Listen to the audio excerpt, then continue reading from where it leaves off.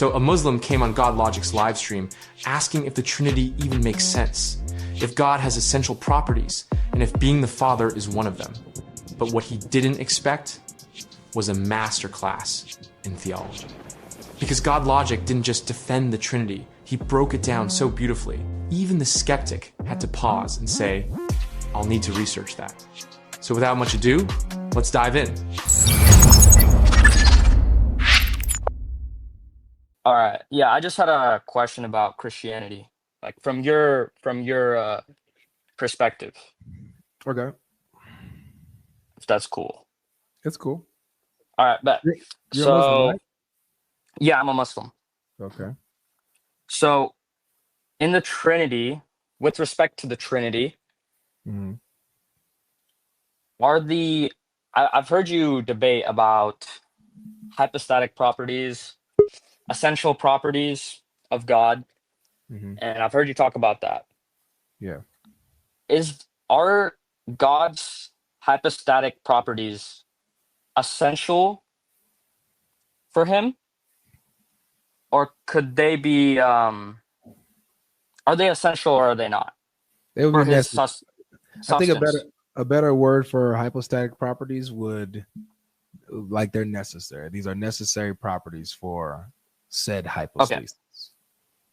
Okay, so is being the Father a hypostatic property, or however you worded it? Begetting is a hypostatic property of the Father. Is begetting a hypostatic property of God?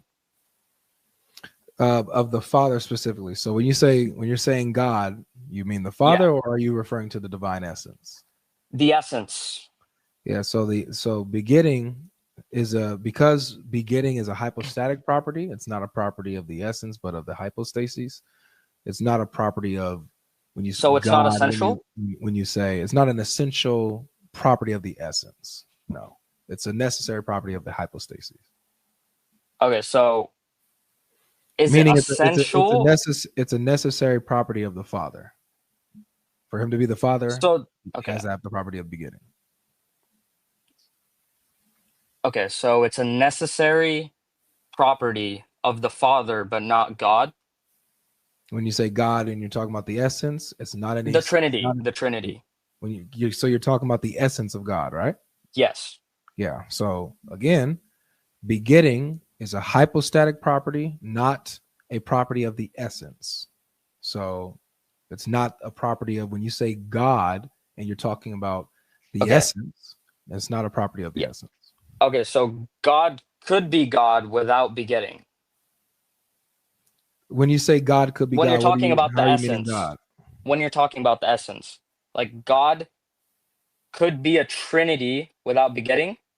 Yes No, or so no? you're conflating. No, okay. Because you're switching when you're talking about God can be God without begetting. You're switching to and fro from talking about the essence versus talking about the person. So we got to be clear on when you're saying God, what are you meaning? Yeah. What are you talking about? I'm talking about the essence. Okay. So like his necessary properties. That's what I'm talking about right now. So there's two categories of properties. Would you agree? Yes. There's properties of the persons and properties of the essence. Yes. Two different categories of properties. Mm-hmm. So when it comes to the persons, there are properties that are specific to the persons, the hypostases. Right? I agree. When it comes to the essence, there are properties specific to the essence. So begetting or being begotten or spirating, these are properties of persons, the hypostases, right? Okay. Being uncreated and eternal, all power, like these are properties of the essence. Okay, so you don't believe begetting is an essential property. That's what I'm getting. I don't know. I don't believe it's an essential property of the essence. No. Okay, so if it's not essential, then that means you could be God without begetting. Would you agree to that?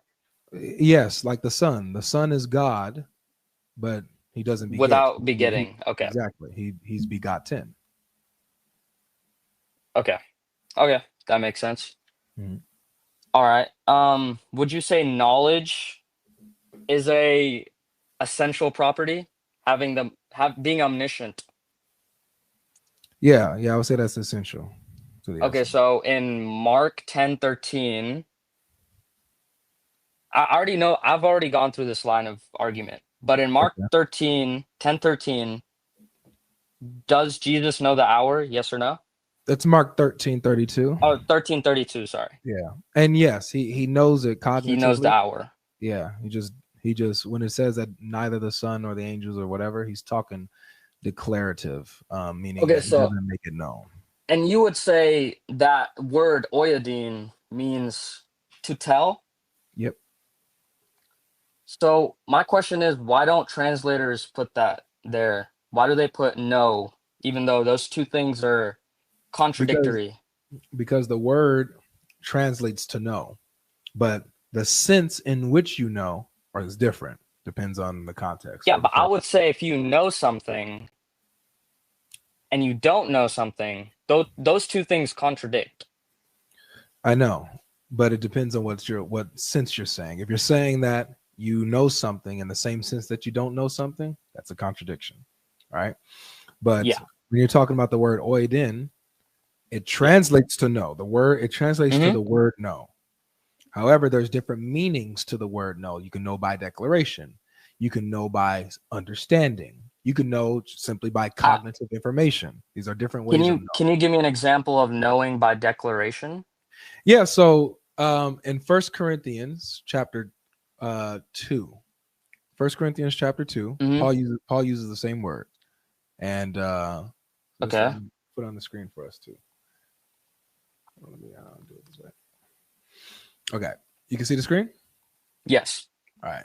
So we're going to read verse 1 and 2. This is Paul speaking. So Paul speaking to the people of Corinth. He says, "And I, when I came to you, brothers, did not Yeah. come proclaiming to you the testimony of God with lofty speech or wisdom." So the context is him proclaiming, Yeah. declaring the testimony of God, right?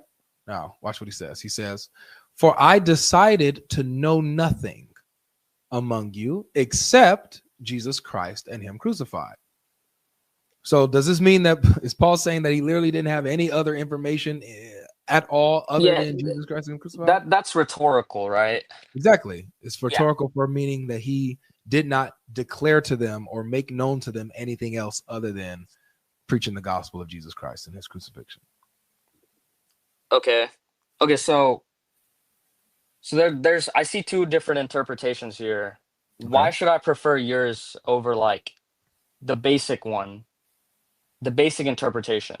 What's the basic Because interpretation? like I don't believe any church fathers have this interpretation either. They do. Like Augustine like does. Quite a few of can you them can do. you do you have that on hand, like the evidence or the August- quote? yes, bro. I would like to see that. All right. He says in plain like it means to tell or declarative. He interprets it as declarative. Yes, he says that Jesus is ignorant in the sense that he makes others ignorant and doesn't declare this to them. Let me just give it to you. Okay, let me see.